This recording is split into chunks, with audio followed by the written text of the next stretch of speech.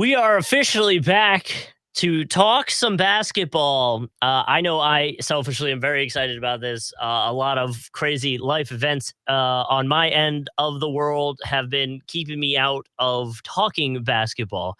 So I've been looking forward to this, even though I've ghosted Kevin for like a week and a half via text. I ghosted everyone for a week and a half too. So it's like here's like I joked last episode, and shout out to our guy Chase Bunker for coming on a few episodes ago.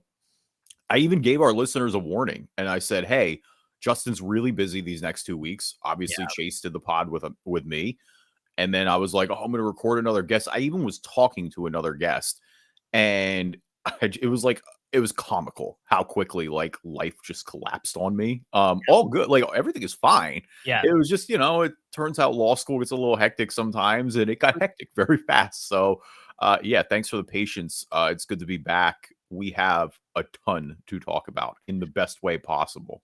Well, in the best and not best. I mean, the first We're topic so excited is, to be back, and we got to start on a sad note. I know the first topic is the passing of Dikembe Mutombo. Passed away on the 30th of September. I was thinking back to, it might have been my first 76ers game I ever went to. I was texting my dad to see if he remembered the players or if like that he remembered a specific game so I could try to find stats.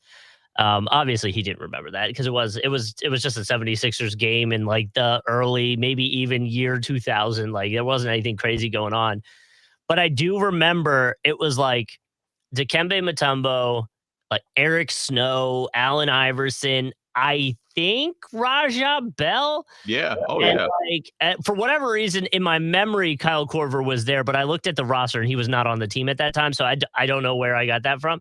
But either way, like I do remember that game. I do remember them winning. I think Eric Snow had like a 30 bomb or something. And Dikembe did fine. But like my first NBA game was a Dikembe Mutombo 76ers game.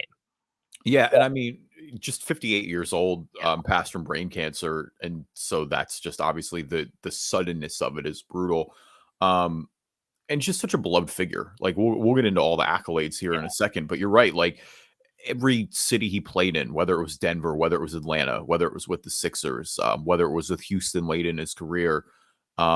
He'd brief one season stints as well with the Nets and the Knicks, the Nets in 02-03, the Knicks in 03-04. It's while this is such a one-off thought, his career earnings were a little north of 143 million. Which you hear the contracts being thrown around now is just wild. Oh, that's weirdly better than I thought it was going to be just compared to the 90s. I mean, you look at it like the early 90s, like a $2 million contract with the Nuggets. Every year with the Nuggets was like 2, 2, 3, 3. Yeah. Hawks bumps up to 8 and 9. Towards the back end of Hawks is where we're getting into double digit millions, 10, 12, 14, 14, 16 with the Nets, 14 with the 76ers, and then with the Rockets, we start the slide back down. But last year with the Rockets made under $1 million. But still, like, I don't know. I guess you're right. It seems like a lot given the 90s, but I still am like, it just goes to show where we are right now, too, Oh, yeah, absolutely. All right, Mutombo, I mean, Hall of Famer, 8-time All-Star, 3-time block champ, 2-time rebound champ, 3 times All-NBA, 6 times All-Defensive, 4-time Defensive Player of the Year. Of course, he did make the finals appearance with the Sixers. I mean, I remember that trade because they traded Theo Ratliff for Mutombo, and Theo Ratliff had an awesome year that season. Like, I'm pretty sure he was an all-star. And so it was quite a surprise when they traded him. Mutombo won DPOY. That was the year the Sixers had the 3 award winners. Aaron McKie won 6th Man of the Year. Iverson won MVP. They went all the way to the finals. Of course, lost Kobe and Shaq. I think nobody was beating Kobe and Shaq at that time. The memorable game 1, all that. But I mean, there's so many more just on the court stuff. I mean, of course, the image of him, just huge grin on his face, holding the basketball after Denver upset Seattle in the playoffs back in the 90s. Mm-hmm. I think of him and MJ trash talking each other all the time. And Mutombo going, "You never got me, you never got me," and MJ finally dunking on him and then giving him the finger wag instantly. Mutombo was just such and I think that's the more important thing is it's like we mentioned all his humanitarian work, right? Because he's such a larger than life figure for the NBA in Africa and how much he's brought to that continent, not just from a basketball perspective, but from a humanitarian perspective as well. Like all the hospitals he's built in his home of Democratic Republic of the Congo. Like he always was, involved at the UN, always giving back in charity. And that just kind of, it was the combo of that and just the fact that like that personality was so infectious. It was the laugh, it was the deep voice, it was the, all his teammates love the guy. He just the commercials. I think of the Geico commercial where he's randomly running around just smacking people, shooting like trash can jumpers and giving them the no, no, no and the finger wag right in their face. Like it is. This is a sad loss for the NBA. Like he's one of their again, you talk about what it means, what he meant on the court, but I think off the court too, he had such a massive impact. You heard Joel talk about it a little bit. Honestly, the best tribute is probably from Masai Ujiri. He gave really, really emotional tribute. Of course, the Raptors president of basketball operations. Yep. When you talk about the growth of the NBA in Africa and the number of players that have come over from there that are playing now recently, you kind of can point it right at Dikembe Mutombo a little bit. Like he was the key guy for that. Yeah. Well, and just because you mentioned the Raptors, they are going to be retiring. Was it? It was Vince Carter's jersey, right? They retired. Yeah, they're retiring Vince Carter. Yep. Just because that was on the top of my head. And the other thought was, do you remember the other player that was involved for the trade with the Hawks and the 76ers that included Dikembe? That's not Theo Ratliff. Yeah. Man, it was another role player. Shoot, big name guy. In a sports documentary that was pretty popular the past few years. Oh man! Oh, was it Kukoc? Yeah, man. Yeah, that's right. Yeah, he was there beginning of the season. He was there for the Sixers for a little bit. Yep. So they ended up he was involved with that. Super random, but yeah, I mean, I know Embiid obviously made some comments about it. I was watching that before we started this podcast, and a huge loss for the NBA community, and like you were saying, not necessarily even that old, only 58. So, super bummer to have it happen. And, we lost a good one. The NBA banned the finger wag in 1998, and I just can't believe they banned the finger wag. Like, I always forget that. Like, man, what's going on? Like, let that man taunt. Like, come on, let him. That's like you can taunt back. That's kind of my thing. That is almost as bad as the NFL stopping the like very intricate touchdown celebrations back in the day. Oh yeah, the no fun league. The no fun league. Like T.O. gets a touchdown, and he pulls out a thing of popcorn, or he pulls a pen out of his sock, and he starts like, come on, let that happen. Like that's where. I don't know, man. I think that's so fun, but it's just natural, It's it's an emotional game, like not just football, but like any of these pro sports. Like you're competing at the highest level. Like you want these guys to be themselves. Dikembe is the only player to win the DPOY 4 times. He's tied with Ben Wallace, of course, Hall of Famer, and Rudy Gobert. 3,200 blocks over the course of his career. He's second all time there. He's only behind Hakeem. Yeah, I mean, what else is there to say? I mean, obviously not much that hasn't already been said by either us or no, I'm looking at the, like, I didn't realize this, but I'm looking at, I have the one article and forgive the abruptness there, but I didn't they're like, additionally, he was known for injuring several NBA players because he flailed his elbows, and and Yao Ming made a joke where he's like, I need to talk to coach to have Dikembe held out of practice. Like, I'm tired of it. It's our teammate. He's like, in the game, at least it's 50-50. It might be somebody else. That's fair. I mean, you're not just catching it from the same person each time. Yeah, the Hawks retired. Hawks and Nuggets have both retired his jersey. The Hawks did in 2015. The Nuggets did in 2016. Mhm. So, yeah, rest in peace to Dikembe Mutombo. Again, just 58 years old. That's really sad. Brain cancer. It's a lot of losses for the NBA. It feels like recently, but like that's kind of one you didn't expect just because he was just again because he's 58 years old. Like expected you had 20 more years with him at least. Yeah, and I feel like there's been a few in general just celebrity deaths, and I know the joke is that they always happen in threes, and it definitely feels like we at least had a round of 3 recently, and Dikembe was a part of that. So Who is it? Dikembe.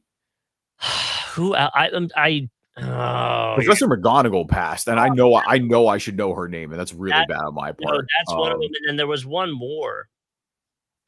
I feel like because I have your No, phone. there have been a bunch. Because I like John Amos died, didn't he?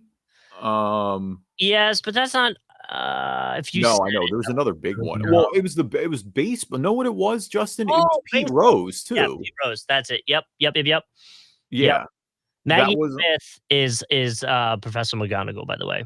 Thank you. Yes, Maggie Smith, iconic British actress whose name I definitely should know, because And she's in then way James more Earl stuff than that. Jones, which is going back a little bit further Yeah. from deaths, but that was still pretty recent, and obviously a big one. Uh, Maggie Smith super popular in Downtown Abbey too. Or yeah, yeah. Downtown Abbey. Jesus. I gotta have a little bit of culture around here. Listen, you got more culture than I do. So, and then and now that I mean, Bill Walton, another one that so Well, yeah. I mean NBA, you had yeah, Bill Walton and Jerry West that- last year. Like those are two big ones. yeah. So we don't have to go down depression city of people that passed away recently, but Yeah. Yeah. those are just Been a lot going on. Welcome back, everybody, though, to the Drive and Dish NBA podcast. My name is Kevin Rafuse. Joining me, as always, my co-host, Justin Cousart. To the Timberwolves family, 9 years ago, I arrived in Minnesota as a young man with a dream. Little did I know this place would become my home and its people would become my family. Your love, support, and unwavering loyalty have fueled my journey and inspired me immensely. I don't know. The tweet cuts off at that point. Oh, yeah, no, Towns had a good Karl Anthony Towns had a good goodbye, I thought. It was well written. It was again, obviously that's coming up right after the Karl Anthony Towns trade, because I just like I don't know. I feel like I say this all the time, but it's like I didn't have an NBA move that kind of surprised me more than that. Like, and we've discussed the possibility of Towns being traded, but those were under wildly different circumstances, and Minnesota ended last year. Yeah, it's not when your team quite literally showed you might have been one of the best teams in the West Coast. Yeah, like a week Probably before should run training camp it back. starts. Yeah, and probably should run it back unless listen, we'll get into it where we got a lot about that to talk about. So Yeah, it's definitely we're gonna break down all the reactions to Karl Anthony Towns trade. He's going to the Knicks. Julius Randle, Dante DiVincenzo are headed to the Timberwolves. So we will have all the reaction there from both sides. We got a lot to talk about, like we said, obviously to catch up on. Derrick Rose announced his retirement. Training camp is back in session. We got some preseason action underway. ESPN fired Zach Lowe again, ridiculous. Like we'll get into that as do you want well. to come work on the Drive and Dish NBA Yeah, podcast with yeah, us? right. We have a spot. You can come, please come right I over. don't think we could pay him if No, he's willing to no. work for like commission. Then Yeah, but buddy, listen, I would love that in a dream world for that to happen, but there's no planet right now where we're affording Zach Lowe. I'm trying to afford like regular things out here, let alone somebody like that. Leave it yeah, where. What am I trying to say? I had one more. Oh, an Immaculate Grid. We're gonna play Immaculate Grid. Oh, all right. I feel like I need to get like my head circled back on straight. I feel like the gears are churning a little too hard right now. I we don't know just if hadn't I'm done this. excited to talk hoops or what. Yeah, come on, let's talk hoops. Obviously, you can follow us on YouTube for a video version of the podcast. Immaculate Grid towards the back end is going to be pretty visual, but we'll do our best to describe it for you. So hang around for that, or find us on YouTube. Just search Drive and Dish NBA. Now, a word from our sponsors.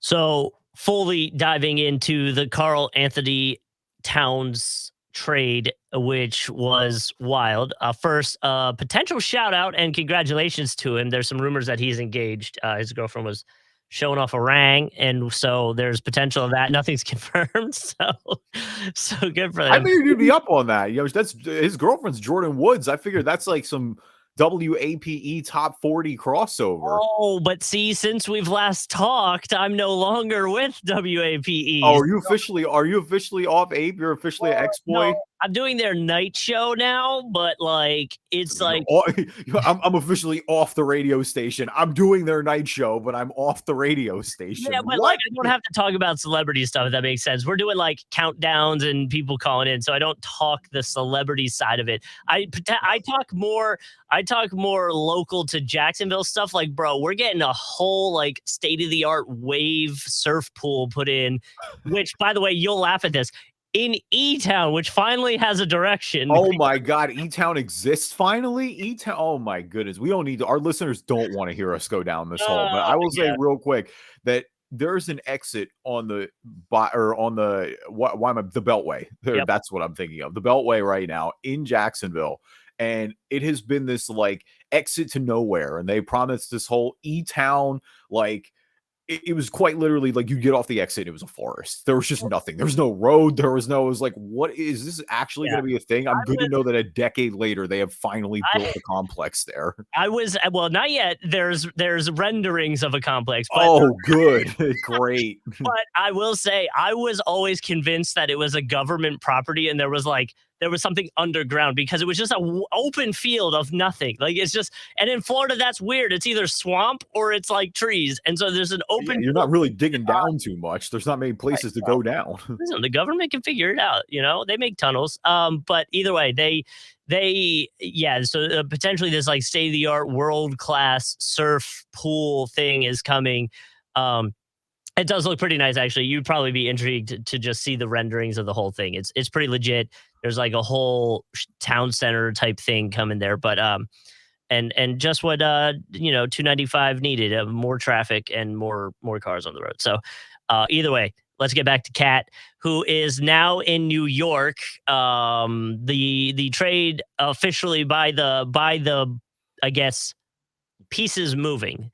The Knicks will be getting Karl Anthony Towns and some draft rights from the Hornets. Oh, you're not going to say James and Jaji? Come on, Justin. Get out there and take the lead. Last name. I was not trying that last name.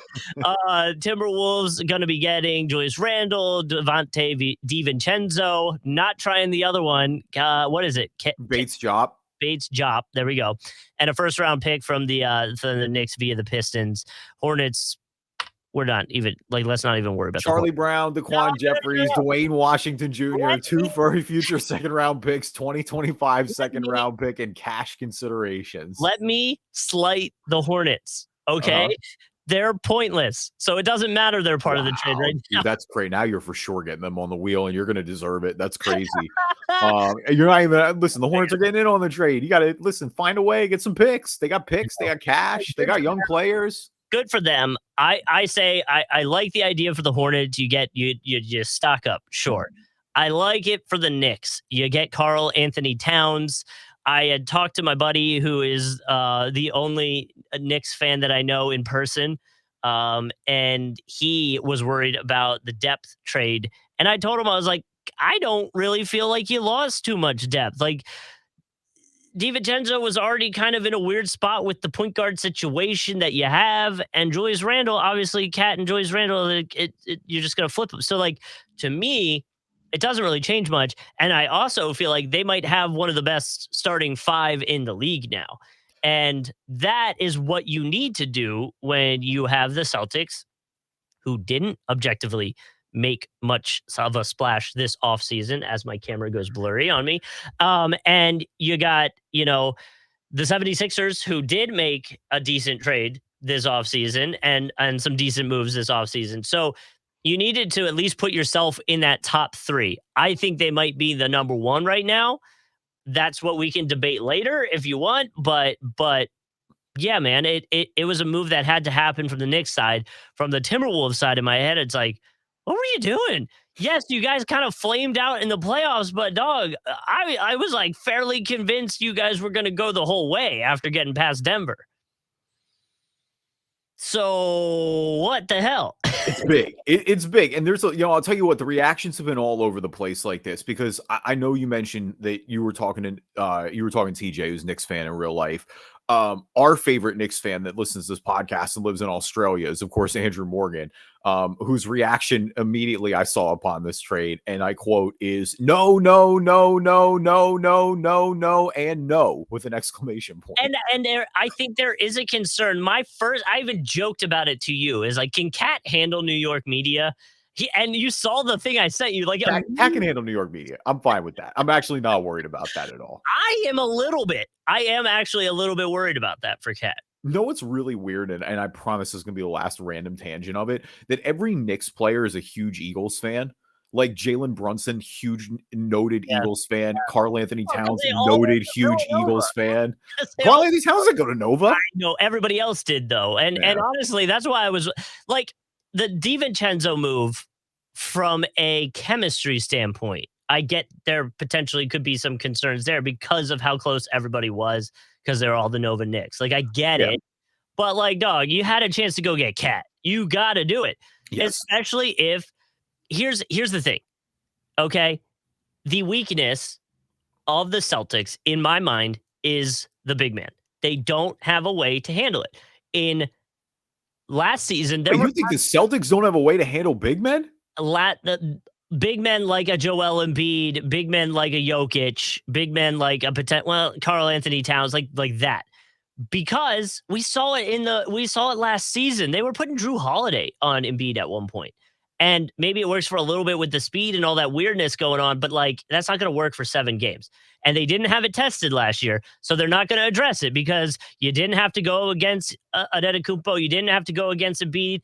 I mean, they had Porzingis. Like, I would say that's not exactly a defensive slouch. You got if I have an injury with worries about bigs in the Celtics, it's Porzingis' health. It's not his ability. And that's my point. Is if Porzingis is hurt on top of that, then you really have a problem with it. Then you have a problem. But until that, if they're fully healthy, I still think they're the team to beat. And I hate that saying that, but like listen, I don't know. There weren't any moments where they won it all and ran it back. And if anything, your depth is going to be better now that they have that experience. I agree. To me, I think this puts the Knicks at 1, Celtics at 2, and I'm a hater on my own team, and Sixers at 3. No, I mean, the Sixers should. I thought the Sixers pre this move were 3 for 2 reasons. I think the Sixers are short of forward who can pass, aka Nick Batum, and I think the Sixers just like the injury risk is higher there with Embiid and with Paul George. I think Maxey can offset a lot of that, and that's why I think I'm so bullish on the Sixers. Is it's like, yo, Tyrese is that Jimmy closer. Like the Sixers desperately need a closer, and I think they got it in Tyrese. Like if he takes another like leap to top 15 good this year, I think they can win the title. Like forget the East, I think they can win. Period. I had it. Celtics, Sixers, Knicks, and I think this jumps them to number 1, and then Sixers pop down to 3. It's surprising because of the Nova stuff for sure. And that was my initial reaction is I was just like, you're in training camp. You just talked about how you got Mikal Bridges in here. Yeah. And it just at that point, because it seems like the Knicks had made their moves, right? It's like you brought OG back. The Julius Randle question was always lingering. And I guess that's where I think I'm a little excited too. If I'm the Knicks, is it's like, look, Randle's been really good for you. He bought into this team when other players hadn't. He kind of revived his career, I'd argue, a little bit in New York. And now he's going to have the chance to go show out in Minnesota. We'll get back to that in a little bit. But like there always was that awkward question. And it felt like that move was going to happen at some point. I just didn't think like Cat was one of those players I just flat out didn't think was available. Well, that's because of what they did in the playoffs. Like I thought it was like, no, set it, forget it. Kind of like the Celtics are doing. Like don't change anything. It was going to be if Minnesota was going to trade Cat, it was going to be because the Gobert thing wasn't working and you had to reset the war chest. And they just it was working in the second season. Right. So I didn't feel like you need to reset it. But again, I'll back to Minnesota in a little bit. Sticking with the Knicks. The only concern I have is maybe defensively. Towns has been in a Tibbs system before. He's not exactly a great defender. put a lot more effort forward on that end last season, especially in the playoffs. And so I think that's why you have to be encouraged. But like, look, the reality is they don't have like Cat's not necessarily your traditional five. Mm-hmm. And now you are thin at five more than any other position. Mitch Robinson is not playing at the beginning of the year. There's rumors that they might be moving him as well. Anyway, obviously Isaiah Hartenstein is out the door. There's just, you're thin at that position, even though you brought Towns in. And you're right. I think there's a little bit with the depth, but I don't even think the depth is that sapped. Like I look at the Knicks roster going into next season, and it's like, look, you're really strong up front. I don't know. Like you still got some nice pieces off the bench. Like I still like Deuce McBride a lot, for example. I just feel like your top guys can carry what you're missing there. And they went out and got a few other players as well. Like I like them taking a flyer on campaign.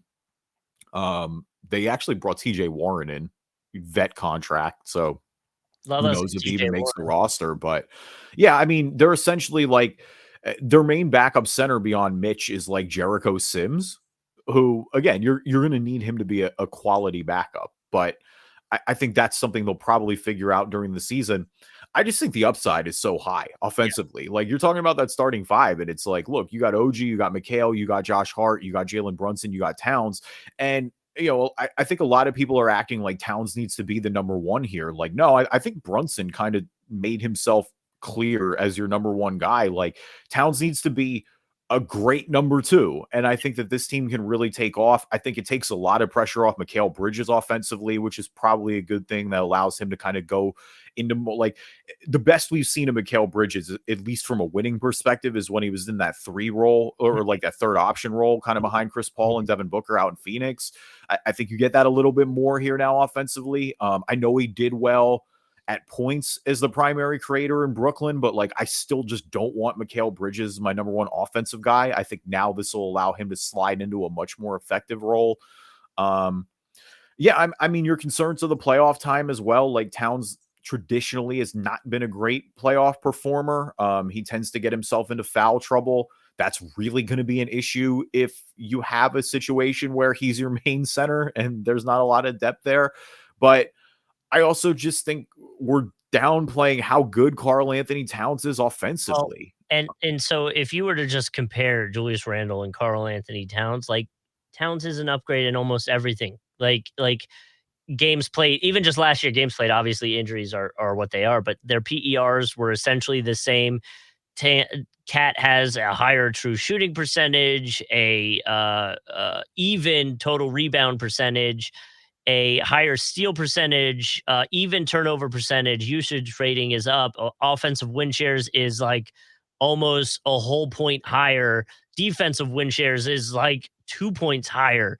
Win shares overall 3 points higher. Like in every advanced stat that you really want to look at, it shows that like, yeah, the Knicks had to make this move for that position specifically. And of course, just off the name itself and adding a number two or a number three. Like I also think there's nights where Bridges and Cat can flip, let Bridges Yeah. be the number two guy. Maybe that strategically, depending on how you match up with the team or how you need to go about it, like you now have these options. Well, and it's like, look, the Knicks have been flirting with certain players the last few years, and they just what I like here too is they took advantage of an opportunity and they didn't go over the top for it. Look, a lot of the players the Knicks have been not so secretly coveting just never became available. Like Giannis never became available. Well, not Joel even never that. asked out. And so Not at even that point, that. From the Knicks side of things, like you look at some of the bigger trades that had to have happened recently and what was sent to get those players. This is way less than a lot of that, yeah, Even Rudy Gobert, just for example, because it came to the top of my head, like that was so many first round picks, and this was not that. And Cat's of that star caliber. yeah. So yeah, I think if you're the Knicks and you saw this trade or you put together this trade and they said yes, you hit accept before they can like come to their senses. Yeah, I mean, look, no, I am I'm way more bullish on this move than I feel like a lot of the like national perspective is right now. I think this upside is just off the charts for the I Knicks. And I think if you're going to try to knock the Celtics out, this is the type of swing you need to take. Like that team was going to be better with Mikal Bridges. And like to me, they were already in that top 3 in the East. Like you mentioned them needing to be there. I do think it was going to be the Celtics, the Sixers, and the Knicks in some order. I don't know. Like, I feel like this puts them definitely a step back over the Sixers if they weren't already there. But, if everything goes right, you need Towns to be the best version of Karl Anthony Towns. But if that clicks, and I think Brunson can kind of make up for a lot of what the way Ant was doing for Cat's shortcomings in Minnesota at points in the playoffs, like, I don't know. I think this is a really savvy move for the Knicks, and I think it's a good way for them to go all in without kind of mortgaging. Like, I don't think there's no burnout here if this team doesn't work. Like, you're right. They didn't empty the war chest. They didn't get rid of every pick they have to do this. So, again, I'm just more surprised that Cat was available. Like, that's what I wouldn't even have just. Especially in training camp. Like, I keep coming back to that, but it's like we're so close to the season. I did not think that the Jay would just go for not even necessarily the Knicks a little bit here, but the Timberwolves would go for such a drastic chemistry change move. You had last year the Timberwolves, who were 56-26. They ended up third in the Western Conference. The only two teams that were higher than them were the Oklahoma City Thunder and the Denver Nuggets, who had 57 wins each. I mean, what does this move do to them now? Do you see them as number 3 in the West? No, I don't. I think it makes them worse in the short term, and that's what's really disappointing. And it's like, look, Dante DiVincenzo's a very nice role player. Like, I think he comes in, he provides shooting. Like, he played a lot of key minutes for the Knicks last year. Julius Randle, I don't know. Like, he's been kind of ineffective come playoff time. I do think there will be a little bit of freedom per se with Julius Randle. Like, this has been hanging over everyone's head. And so I think the fact that he'll go somewhere where he's wanted has to feel a little better. Well, and I guess my point or question is, maybe could there be a perceived star level struggle? Obviously, Ant is number 1. But then between Cat and Rudy Gobert, maybe there was still something behind the scenes where it was like the guys either weren't sure who was where, and now this can be kind of a set pecking order in terms of a team chemistry. Dude, like, I think if anything, I don't know where the Clippers end up, but you would imagine, hopefully, the Suns can figure out their end of the deal, and the Dallas Mavericks figure out their end of the deal. I mean, you're really not many. Dallas had 50 wins, so you're only 6 games apart. So, like, a swing, a few games here and there, and now you're sitting 5th, 6th, and depending on how the playoffs end up, you got to go up against a Denver Nuggets or a Thunder way earlier on in a playoff matchup than you probably would want to. And who knows what ends up. I mean, obviously, Pelicans are another ones that are a rising team. We're going to get into some breakdowns in the next few weeks. So maybe the Pelicans will be one of those teams we end up talking about. We'll explain more about that coming up. But Golden State and the Lakers are going to try to be in the mix again. And so, like, yeah, you don't really want to be messing around with that. And it really feels like you messed around with that. Unless you really think Ant is, like, going to make another insane leap. But the other thing that I always bring up is, like, I don't know, man. The Grizzlies are another one that I'm really confused about. Like, I feel like they should be way higher. So, it is what it is. Yeah. I mean, there's a lot here. I mean, for one, the Cat said, I mean, the ... reaction, like this did stun everybody. Yeah. And I mean, he's been like Towns has been in Minnesota for the sneakiest decade of all time, right? Like, Towns got drafted in 2015, like, you think back of like all the eras he's played through, like the Jimmy Butler era and all that with Tibbs, and playing with Wiggins and Zach LaVine, and then playing with Anthony Edwards as he came in, and then the Gobert trade. And it's like there's a lot that's been going on. The Wolves are looking to the future, it feels like, here, right? Because like Towns is due a ton of money. You got to pay Naz Reid. You're paying Rudy Gobert. You're paying Anthony Edwards. Like, there is going to be that ramification of running into the second apron. I just don't think you needed to worry about that yet. Like, I feel like you could have ran it back one more year and really tried to go all in and maximize this window before you needed to go on and move Karl Anthony Towns. Like, Yeah. there's just everyone knew that you'd get a good return for Towns. And so that would be the question of, like, if you wanted to make that move, there was always time for it. His value was going Also, away, but that's my point is I feel like they didn't get the full value return for what Cat potentially could have gotten. yeah. I don't know, and that's the part that confuses me also. If you have a second, I would pull up the 2015 draft. I am curious if you think Cat would still be the number 1 pick. Let me go back. I mean, I remember who went early that draft. I don't think there's Booker went 13th. it might be Book, dude. Yeah. That's the only one that would probably pass him. I mean, D'Angelo Russell, Jahlil Okafor, No Kristaps way. Porzingis, Mario Hezonja, Willie Cauley-Stein, Emmanuel Mudiay, Frank Kaminsky. Oh my gosh. God, this draft sucks. Oh my God. I'm looking. This is horrible, especially the second round. The second round, there's like not even like the best players in the second round are like Pat Connaughton, Josh Richardson, Rashawn Holmes. Montrezl Harrell. Yeah, and even Trez is out of the league now, Yeah, basically, at this point. Norman Powell. Dude, this draft is gross. Oh my goodness. Yeah. Booker probably goes 1. Booker probably goes 1. Cat goes 2, and then I think Porzingis goes 3. The three players in this draft have played over 600 games, and it is Bobby Portis, Terry Rozier, and Tyus Jones. Yeah, man. Books like right there. Books like right there. Kelly Oubre too. Oh, Kelly Oubre is in this draft. Yeah, Kelly Oubre went 15. Your top 5 is probably Book, Towns, Porzingis. I think D'Lo probably goes 4. And then honestly, dude, or the other argument you make for 4 or 5 is Miles Turner. Miles Turner is probably going either 4 or 5 there. I think that's your top 5 from that draft. So like, it's not a horrible top 5, but it's just like beyond that, it starts to, you're right. Like you're fully into role players at that point. Like Oubre's going higher, Rozier's going higher.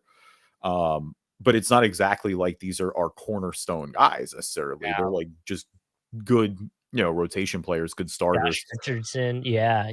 So we got to go all the way back. But yeah, again, that's the biggest thing is the surprise. And when I look at the return, it's just like I don't think Randall and DiVincenzo is it. Like Towns is, like you mentioned, by every metric a better player than Randall. Is Randall going to fit well next to Gobert either? Like he doesn't exactly like Julius isn't exactly space the floor. I know his 3-pointer got better, but like I'm not exactly. I don't want Julius Randall out here like running around the perimeter the way Towns was. Put it this way: Towns Cat was shooting a 41% 3-point percentage last year. Randall was shooting a 31%. So like that's not going to be it, but. I think from the power level, like Cat and Gobert were like the same. Now they make this switch where Julius Randle is going to be lower in terms of like the mental team chemistry side of it. That's the only thing I can get with on that side of the trade is maybe it has a very distinct pecking order now for that locker room. Yeah, it's Ant's team. There's no doubt about it. And like, and Ant he mentioned about it. He was hurt. Like, and Karl Anthony Towns are close. And I think if you're competitive and you want to win, I don't know. Like, I think that, yes, this gives them a little more flexibility in the future. And I guess that's what they're going for. Like that first round pick is there. The DiVincenzo contract is for sure a steal at this point. So I think you have a quality player on the cheap. But yeah, I just like, I'm like, you're a team like Minnesota. And it's weird because we saw them go to that first rounder and then go all in with Gobert. And it's just kind of wild to see them pull back out where it's like you saw the success. And so why did we backtrack? I don't know. Like this is a team that has had so little playoff success in our life. I mean, ever. Like forget our lifetimes ever. Like they've not really been a competitive franchise. And I look at last year where, a little bit of a bitter ending the way it happened in the conference finals after the just massive series win against Denver. But I don't know. You had to leave feeling way more optimistic than not. And again, it's like these windows don't just stay open very long. And so I'm surprised that, I don't know, it feels like they closed it. Like, I guess that's my point. And in the Western Conference, because I want to go back to that. Like we were talking about that a little bit with the standings, Yeah, I don't think the West is weird this season because I don't really know if there's that just true dominant team that runs away with it. I felt that way about Denver in the past. I don't feel that way about Denver right now. Again, we You don't talked feel Denver a few weeks about ago, but OKC? You don't feel about OKC to just do it again? it might be OKC, honestly. Like they would be the one that kind of jumps off the paper. Like, yeah, I do. I think if I'm looking at the conference finals favorite right now, it's OKC and then it's everybody else. Minnesota's still going to be there. Denver's still going to be there. Memphis, like you said, if everything goes right, should be there.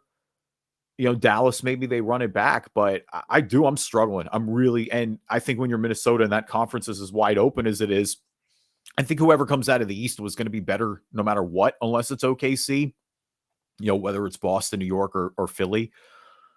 I just, yeah, I really am just kind of disappointed. It feels like that Minnesota kind of blew this window up, and I think they're going to compete, but I think it's just it's a downgrade. Like it's a downgrade from Towns to Randall. There are fit concerns. There are injury concerns.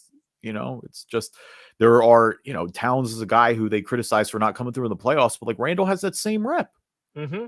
Yeah. So yeah, and so I mean, we'll see. We'll see where it goes. I was surprised by the media reaction and social media reaction too, because I felt like Knicks would be excited about it, and Timberwolves would be like, "Well, what the hell just happened?" And I mean, it kind of was for what we it's got half worth. of that, and then yeah, but even the Knicks fans, and again, I get it, it's New York media, like they're tough on their guys, and so you're gonna pick it apart. But damn, like I don't know, for right now, it feels like a no brainer to the Knicks side of things. Yeah, I think it's definitely a win for the Knicks. I think this was a really savvy move, and you have to give them credit for going all in.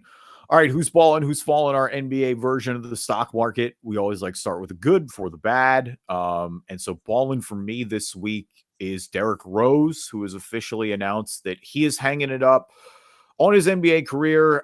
He had asked to get released from Memphis, so there was a little bit of wondering of like, hey, what's going on here exactly? But it's just, he announced officially that he's hanging it up. Three-time All-Star, Rookie of the Year in 2008, 2009, MVP in 2011 or 2010, 2011, youngest in NBA history. Of course, I mean, honestly, when all is said and done, the fact that he played from 08 to 24 is kind of crazy. When you really think too about just all the time that he missed, and missing that, having the injury against the Sixers in that first round that got it all started, but then having the injury again to miss time. I mean, I remember, shoot, dude, when this podcast started, like we were debating if Derrick Rose was going to play ever, like Mm-hmm. again. Mm-hmm. And it is a little like Grant Hill-esque in that regard, where it's like, obviously you never quite, because of the injuries, reach your prime again. That robbed him of just that dynamic playmaker and athleticism that he had and how he was able to just dominate those early years in Chicago. But yeah, I mean, he ended up making a pretty decent career out of it, getting 6 Man of the Year votes. He bounced back with Tibbs in the Knicks, played with Cavs, a few years with the Timberwolves, a few years with the Pistons, then back with the Knicks again for a few years, and then last year with Memphis, kind of playing that vet role. I mean, but even like, his 2018, 2019 year with Minnesota, like he averaged 18 points a game. That's pretty impressive for a guy that had all the injuries that he had, and for a guy who was quote unquote adjusting his style of play. It's always tough because obviously Derrick Rose is just going to be like one of those what ifs. Like he's one of the biggest what ifs in NBA history, probably. That was one of the biggest things I was just gonna add to it is he's such a massive what if. Like Yeah. you have no idea. I mean, he was unbelievable in college. He was unbelievable those first few years in the NBA. Like those early on Derrick Rose highlight montages are just incredible. I saw somebody when Woj retired, people were digging up his old tweets, and one of them was like, Derrick Rose is up. The Bulls are leading the Sixers by 30 points in game 1. Come watch, and everyone's like, no, get him out, get him out, Take him out, take him out. Which, by the way, because we are talking about Derrick Rose and New York and obviously Cat, it just dawned on me. The Thibs coach connection with Cat probably will help the transition a little bit as well. Which hope. I'm not sure if we mentioned that, but I want to just throw that in there. But yeah, Derrick Rose, great career, way more than what we were worried about it being back in the day when he first had that injury. And like you said, just to wrap it up, a big what if. Yeah, Chicago loves him. I mean, there are not many. I mean, his return to Chicago was one of the louder Mm-hmm. arenas you'll ever hear when a former player returns. Yeah, it was always tough too, because even after the first ACL injury, he came back in 2013 and 2014. Like, he'd taken the whole year off, and it, like, people were ready. Like, we were ready to have that team get to compete again. And because especially too, like, the Heat were starting to fade by that point a little bit, like the big three Heat.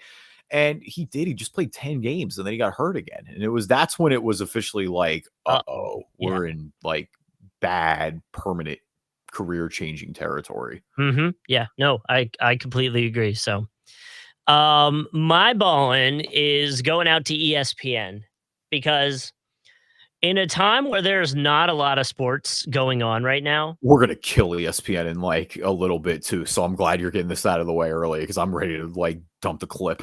in a world where, like, we don't have college football going on, we don't have the NBA kicking up. Well, we do have the NBA kicking up. We don't have, We do have college football going on too. What are you talking about? we don't have college football going on. We don't have the NFL that we could be talking about. We don't have, I don't know, the Okay. MLB playoffs going Right. on. Okay. I see what you're doing. There's just not a lot of sports happening right now. So it totally makes sense that ESPN's story on the front page when I went there this morning was, and I quote, Bronny James disruptive D touted in preseason debut. Are you kidding me? Elite headline writing. Elite. They knew what they were doing. He ended the game 2-1-1 and 3 blocks on 1 of 6 shooting. Why is this a headline? Because this is what it's going to be all year. Hold on, let me take it a step further. Lakers coach JJ Redick says Bronny earned a rotation minute after strong showing in the first week of training camp, aka LeBron James said, "Put my kid in so that he can get some TV time in a preseason game." He got 1 block that was decent and nice on Alexander Walker, like a behind catch up block. Cool. Why is there a whole article about this from anybody at ESPN? So there we go. Did you hear about the report from Lakers practice this week? No. They said Bronny splashed a 3 on his dad and kind of yapped at him a little bit, and Bron got furious and just started lighting up practice. Like, and so I said, like, weirdly, it's like, yo, Bronny's like that little annoying kid that like gets your dad motivated again, where he's like, all right, like, hey, if he's got to be on the roster to just take digs and piss off LeBron so that he just drags them to a championship, like, it's all worth it. Then I was blinded by my hatred or something, but damn, good for him. yeah. Also, I did want to bring up, maybe we'll need your lawyer expertise, because it's Brian Windhorst's story right under this one is that a Georgia businessman was convicted on 5 counts by a federal jury for defrauding NBA players Dwight Howard and Chandler Parsons of a combined $8 million in 2021. So. Okay, well, that sounds like you need my advice. Sounds like he's guilty. Fraud, bank fraud, money laundering, and 2 different conspiracy counts. Okay, all right. Well, sorry, just I got some justice there at least. Yeah. All right, Fallin. Wait, sorry, because now we're going down the lawyer stuff. Did you see the Jags guy that stole the $22 million from the team and then got sued by the team is now countersuing for like 200 some million? Why is he countersuing? Like, what's his reason? Dude, I don't know. I got to look it up. I was just like, wait, you're telling me this man stole $22 million, got sued, and now is countersuing? You got to try, I guess. Like, what? You're going to lose. You might as well throw everything you got. Jags employee. So I wonder if there's an update. Yeah. Okay. Here we go. USA Today. He has a compelling case. Oh, this is interesting. Good headline. Here we go. He's receiving a 6.5-year prison sentence for it. Why is he suing back though? I'll see if I can find it real quick. Do your Fallin, and I'll see if I can find this real quick. All right, well, Fallin for me, we can keep dumping on ESPN because Fallin for me is ESPN firing Zach Lowe because it's just unserious behavior. Zach Lowe is clearly the best X's and O's guys at ESPN.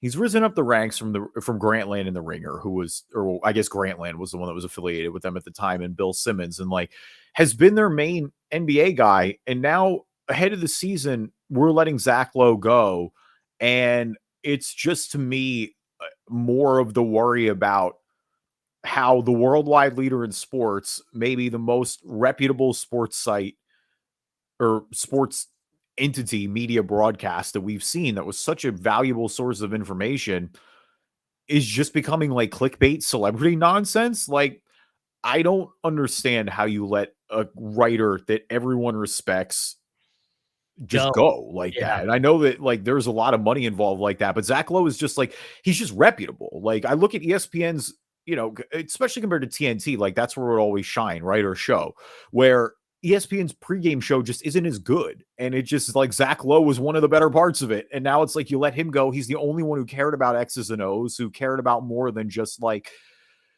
it feels like ESPN is just pivoting to covering the drama of the NBA, which don't get me wrong. Like, we love that too. That's what fuels this podcast essentially during the entire off season. But like, yeah, I want to talk about the games a little bit too. You know, the potential, how you try to match up all that stuff. Like, yeah, it's I wanted to make a budget cuts joke because we are also dealing with it in my side of the world in media. So yeah. Either way, I got info on the Jags thing, and this one's juicy, but it gets more into sports betting. So he didn't sue the Jags. He got sued by the Jags for he stole 22 mil, according to the case. Mm-hmm. The Jags sued him for 66 because I guess Florida, you're allowed to sue for 3 times in damages or something like that. So there's that. He is now suing FanDuel, claiming that the sportsbook exploited his gambling addiction. So, so you might as well try. Listen, you might as well try. But listen to this. So there actually might be like an interesting side to this. So he was, let me find this. So yeah, the sports book was in constant communication with him while he was using it. They gave him $1.1 million in sports betting tokens. They gave him lifestyle expenditures, including a condo, a Tesla, fancy washes, and more vacations. Said person was the sole administrator for the credit card system and gave him, they invited him to the Masters in 2021, 2022, the 2023 college football playoff championship games, and other events. Patel alleged that the VIP host, Brett, who I guess is the main name in the case that he's suing, was in communication regularly over the 3 years to help him stay addicted to sports betting.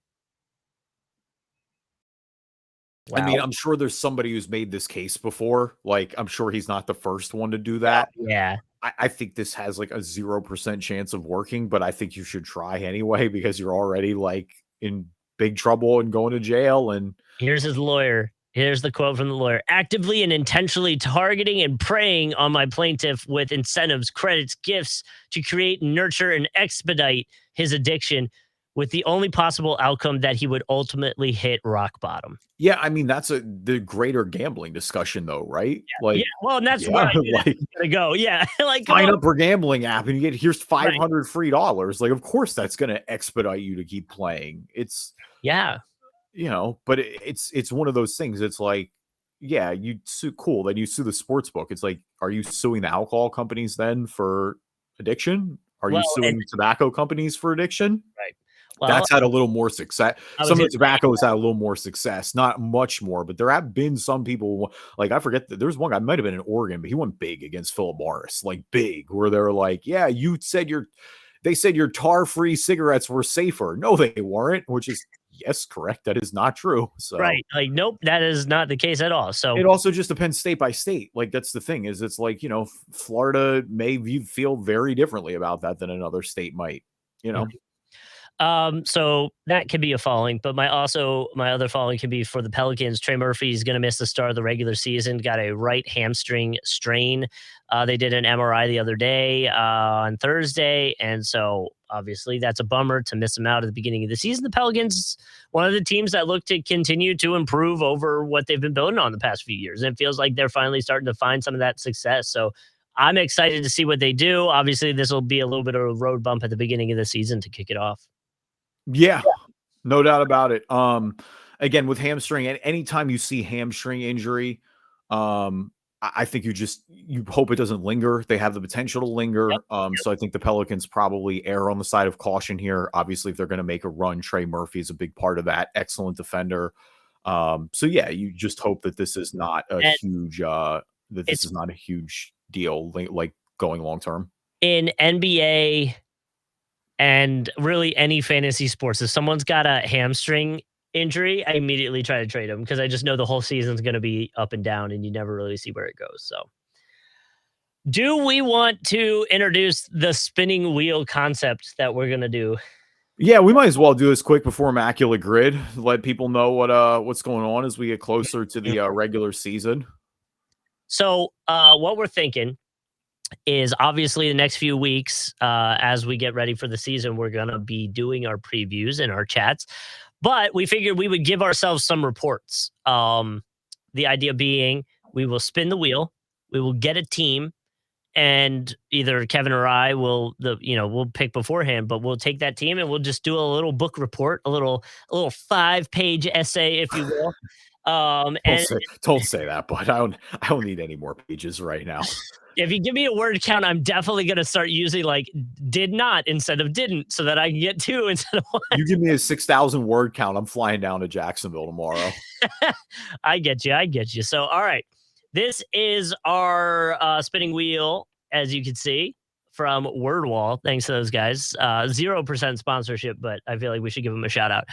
Do you want to go first, Kev, or do you want me to? Yeah, so are we before we spin the wheel, are we doing this where are we focusing on the East next week, or are we just going to let it focus on how it turns out? I guess, do we want to, the first team that we get, let's say that's all right, let's do it. Yeah, either conference. The team that you have to do a report on, and that'll be the conference we roll with. Okay. For next episode. Ready? Yeah, don't make it Minnesota because we just did it, or Denver. Those are my big 2 ones I don't want. The Clippers, okay. I'll take the Clippers. I like that. Low post, which is, you know what, honestly, this is probably really good for me. And you know why I say that? Because, and it's not their fault, but the Clippers are one of those teams that just because they're on West Coast time, I probably default to watching less of. So this is good. This will really get me up on the Clipper. And there's a lot to talk about post Paul George, obviously. So all right, so Clippers report next episode, and obviously next episode will be a West Coast dive overall, and I will give my report on. Here we go. Let's see. Oh no. Indy. I would say, yeah, no, it can't be. We're respinning if it was honestly, if it was for me with the Magic too, I'm respinning if it's the Magic. I can't do that. I'll give you a Pacers rundown. We'll do it. Right. So Pacers, Clippers deep dive with a West Coast overall dive next episode. That feels good. I'm okay with that. Yeah, we'll get into that a little bit. I like it. I'll hold on to that wheel concept. I like the idea of us having to use the wheel to get 3 teams during the season and then argue why our 3 are better than your 3, as a core. You know what I mean? Just a big 3 of hypothetical matchups.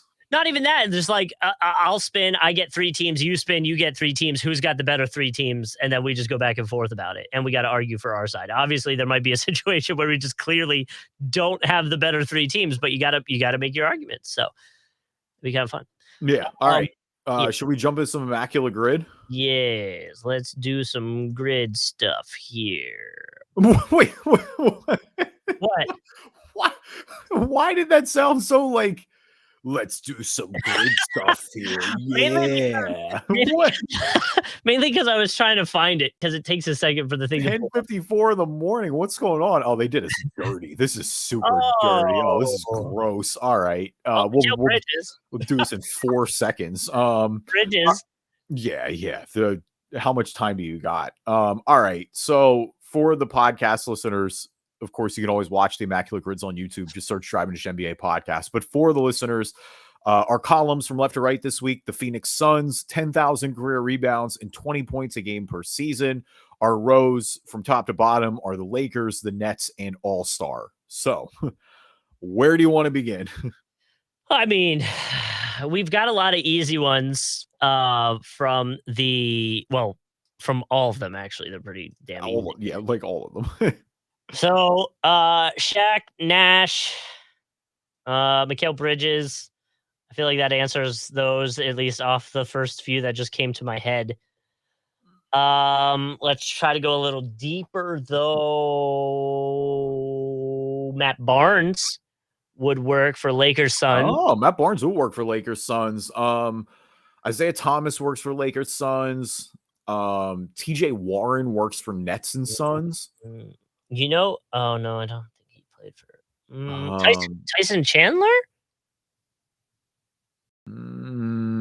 He played for Phoenix. I don't think he played for the Nets or the Lakers. No, maybe he played for the Lakers, actually. Suns, though, and then he played. No, he definitely played for the Suns. I'm for sure on that. Yeah, I think you're right. You're right. Never mind. I don't feel confident on it. You know what? He did play for the Lakers. Now that I think about it, end of his career, he played for the Lakers, so that definitely works there too. Okay, I'll hold on to that. I feel like there's somebody Dwight never played on. No, Dwight was never on Phoenix.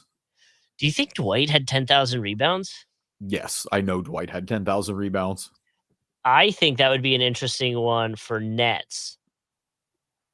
Wait, Dwight didn't play for the Nets, didn't he? No, Dwight only played for him and Drummond on the team together. No, Drummond was Drummond. Drummond went over in the Ben Simmons trade. Yeah. I knew Drummond was there. I thought they played together, but I guess you're right.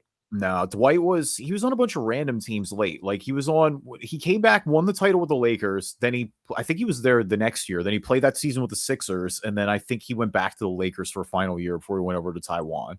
Okay. And then he had all those like random teams in between that he played for post Houston, where like he played for like Atlanta for a little bit. He played for Charlotte. He played for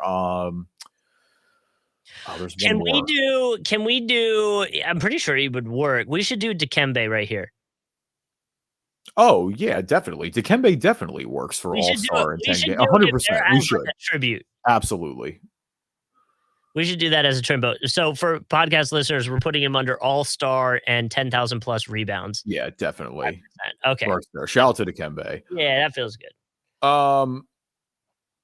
All-Star versus 20 points. I'm just really like trying to get to like the most obscure All-Star we can think of. For 20 points? Oh yeah. Yeah, like all the one-time guys. Like where you're like, oh yeah, maybe they made one All-Star team and then just never really made one again. Do we remember if? Oh yeah. So for Nets 20 plus points. Do we know? I mean, I think for the Nets, Kyrie would work. Kyrie works. Kevin Durant. Yeah, Durant. I mean, the older ones that work like Paul Pierce.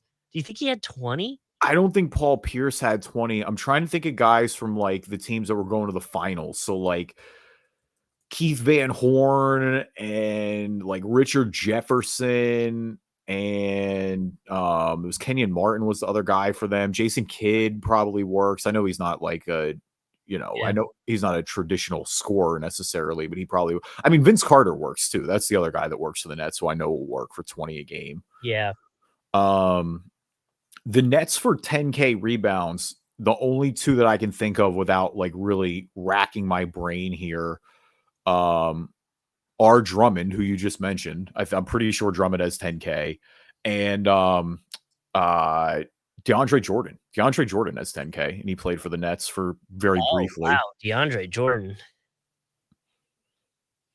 I'm cool with either of those. I feel like DeAndre Jordan might be less than Drummond, just because Drummond's like mostly only known for, Drummond works for the Lakers too. Drummond played on the Lakers, so I think you could argue that you would do Drummond here, and then who am I missing? Who am I forgetting? DeAndre Jordan there under Lakers and Nets. We'll just split them up. Yeah, I would do that. All right, Drummond going in under Lakers for 0.7. Nice. And then DeAndre I guess the Lakers, there are a lot more famous ones. Yeah. Oh, yeah, for sure. Shaq, for one. Shaq, Kareem. Do you think did Paul Gasol get he was never on the Suns, right? No. No, Powell No, was never on the okay. I Suns. was just trying to think if all right. 20 for DeAndre. Damn, Yeah. okay. Well, we screwed that one up. We could do Paul for 20 plus points per game. Was he close? Did he ever get it, you think? Wait, Paul who? Paul Gasol. Oh, on the Lakers? 20? I feel like he had to be around 20 on the Lakers. Yeah. I just feel like I don't know, like if he was there, just because obviously. Oh God, I don't know. It's close. I know that. It is also tough though. You're right, because Kobe was doing so much scoring on that team. Right. You have Bynum in there too. Kind of like the idea of Matt Barnes for the Lakers. Suns. Yeah, let's do Matt. I would do Matt Barnes there for Lakers Suns. It's a good one. I always feel like Matt Barnes is a player. Matt Barnes fits in a lot of places. Wow. And I never use him. Yeah. And I always say that because like there are many, many combos that he works for, and I just always tend to forget him for some reason. But yeah, that's a good one there for sure. Nets and Suns, besides TJ Warren, Thad Young works. Thad Young was just on the Suns last year. That's a good one. I feel like there's another. Didn't Shamit or Was Shamit in Brooklyn? I know Shamit was in Phoenix. Yeah, I feel like Shamit was in Brooklyn after. Was he in the? He wasn't in the Ben Simmons trade. When did Ben Simmons go? Oh, Kevin Durant obviously works too, but that's yeah. I just wasn't gonna do Durant because he's so chalky. I would do Shamit. Wait. Chris Humphries works. Oh, he played for Phoenix? I know he played for Brooklyn. Yeah, I'm almost. Yeah. We can do Chris. We can do Chris Humphries too. I mean, that'll probably be the smallest, I would imagine. 2.2. 40%. Hell yeah. All right. I mean, we're all just kind of in easy territory now. I mean, Phoenix All-Star. Again, how much time do we have? Nash, Amari, Connie Hawkins, if you want to go back in the day. Does it have to be on the I do, so that's where I am worried. I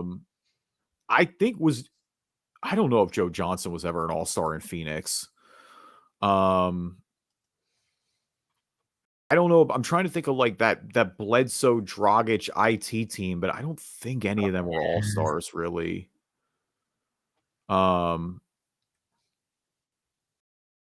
I'm like Eric Bledsoe was never an all-star, right? Booker, Durant, Chris Paul. Yeah, but Book Durant, Chris Paul. Was Ayton an all-star? You know what could be an interesting move? What if we did Shaq here? I don't think was Shaq an all-star in Phoenix. Actually, he might have been. But like because he's probably used anywhere else. No, I agree. I don't think he. I think he. Yeah, all right. I mean, it was still early enough. He went to Phoenix right after Miami, so he might have had that 1 year or two where he could have still been an all-star. You want to try Shaq? Yeah, I'm fine doing Shaq there. Yeah, 0.8. Wow. Okay. That's what I'm telling you, because he had to have been used in like this row up here with the Lakers was probably a Shaq. So this one they wouldn't have even looked at it yet. So there we go. I want to check that out. Yeah, wow. You know what? Yeah, 1 year. He was an all-star in Phoenix for 1 year in 08-09. He actually wasn't his first. Well, I guess he got traded there that year, so that's why. Yeah, his first season. Was his second to last. Wow. Because he did the year in Cleveland after, and he had the year with the Celtics at the end of his career. There we go. Feels good. All right. So 20 points per game is easy. I'm just trying to think of like the all-star in 20 a game. And that makes me think of like. Well, the one at the bottom. Yeah. You know who I mentioned before. I know I don't remember where he was an all-star, but and we're playing with fire here, but I'm going to use a trust me one. Do Goran Dragic in that 20-point all-star spot. I'm 99% sure he was an all-star, and I'm 99% sure he had to have gotten 20 at least once. Oh, okay. Oh, I know. This is nerve-wracking, but I feel good about this. Nice. 0.04. Let's go. I was gonna say Derrick Rose was gonna be one just because we were going with Oh, we should have with the yeah. tribute. That would have been good. Did Oh, Derrick man. Rose no, but he wouldn't have had him under. Nah, no Yeah, he Nets. was on No, the and yeah, no, no, Lakers, no. he didn't either. I was thinking we should have went Derrick Rose just to have all the continuity of the episode, but I wasn't confident in the 20 plus and all-star. Dragic had 20 in his career twice, and he was an all-star once. He was an all-star in 2017, 2018 with Miami. He had 20.3 in 16, 17 with Miami, and he had 20.3 in 13, 14 that year with Phoenix that we were talking about, that 48-win team that missed. Yeah. Okay. All right. All right. Lakers 20 plus points per game. How much time do you got? I know, right? LeBron, AD, Kobe, Kareem, Magic, James Worthy, Elgin Baylor, Jerry West, George Mikan, D'Angelo Russell? Maybe. I'm not. He might have had it for Brooklyn too. Honestly, that might be the play. Crazy. Well, he's got to work for one of them. I'm wondering. I think Brooklyn is the season where he was like he broke out in Brooklyn. I actually, like. I would be more inclined to use if we're going to use D'Lo. I'd be more inclined to use him. Try? Yeah, I would use him there because I'm for sure that he had 20 the year that they led them to playoffs. Like, yeah, 2%. He's wearing a Lakers jersey. That's hilarious. Well, he's there now, so I know. All right, Lakers 20 plus points. There's got to be some wild one-off. Like, did Roy Hibbert have freaking? No. Camby. I'm trying to think of guys in like winning time. So like Norm Nixon, Michael Cooper. Can we get? There's got. I wonder Coop might have. Lou Williams didn't. No, he's a bench guy. No, but even so, as the sixth man with some teams, he was getting like 16 a game. I just don't think he got to 20.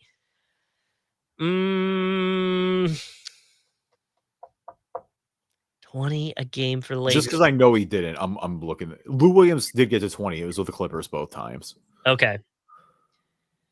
Who was so hold on? There was someone on the Lakers that was competing with was it Harold that won Sixth Man of the Year on the Clippers? Right? A few years back. Oh, no. Yeah, Harold definitely won it there, but who was the Lakers that would be competing with it?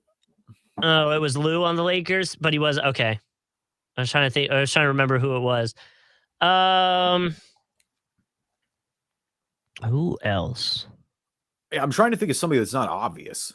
Right. That's why I want to get niche with it. I want to get niche. Like oh man. I'm trying to think of like some of the like very average Lakers teams. They like had to do it. They had to do it on the Lakers, right? Yeah. Yeah. So like Westbrook wouldn't work. I mean Dwight works probably. You think Howard had 20 on the Lakers? Yeah, definitely. The first go around for sure. When he was with Kobe? You think? Let's do it then. Actually, now I don't know. Now you psych me out. I don't believe it. I don't trust it. All right, then I'll back off then. That's fine. If you want me to trust it, I will. No, that's fine. I'm not. I thought for sure the first go around he might have. I mean, the reason I'm backing off is because there's so many obvious answers that I don't want to. I'd rather get the 9 out of 9 with the one chalky answer than get the. I feel like 8 of 9. I feel like Paul Gasol would be a weird one. I'm not confident he hit 20. Yeah, Powell is if Dwight didn't get 20, I'm not confident Powell got 20. I think they're kind of in that same boat. Where they're like very close. I'm trying to think of like other guards that they had, and just like in the early 90s, I'm even trying to think too, like the Nick Van Exels of the world, but he was a point guard primarily. He's not going to have 20. I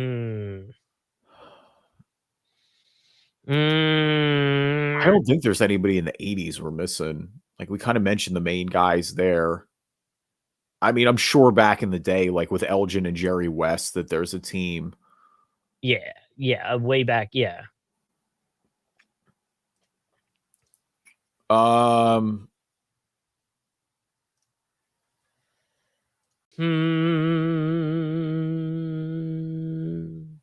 don't know. I'm stumped. We may have to go chalk. I hate it, but like we may have to chalk. And if we go chalk, I say the older we go, the better. Okay. We've used Mikan a lot. I don't want to just default to George Mikan. You want to go with like what, like a Kareem? No, Kareem will be the highest. Jerry West? Yeah, I'm looking at George Mikan's stats are hilarious because he played for like 7 seasons, absolutely dominated through 54, won the title. Like, I mean, they won 6 times, or excuse me, they only won a few. He only won 1 title. But man, that shot clock came in and he was just completely cooked. He retired the first year the shot clock came in. He came back 1 year, played 37 games, had 10.5 points down from like the 20s, and that was it. That's easy.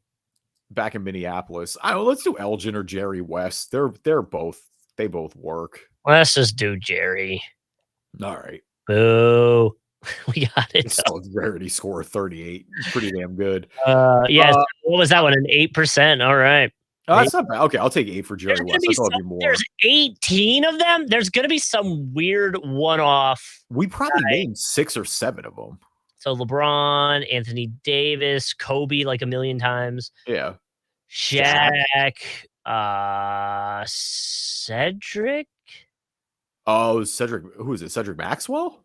No, I don't even know how to say it. 2 seasons he did it in 94, 95, 95, 96. Ceballos? Oh, okay. Yeah, I would never got that. Magic Johnson, James Worthy, Byron Scott, Kareem. Byron Scott would have been a good one. Damn. Kareem, Magic, Jamal Wilkes. Is it Jamal Wilkes? That would have been a good one too. Yeah, Wilkes. Jerry West, Goodrich, Elgin.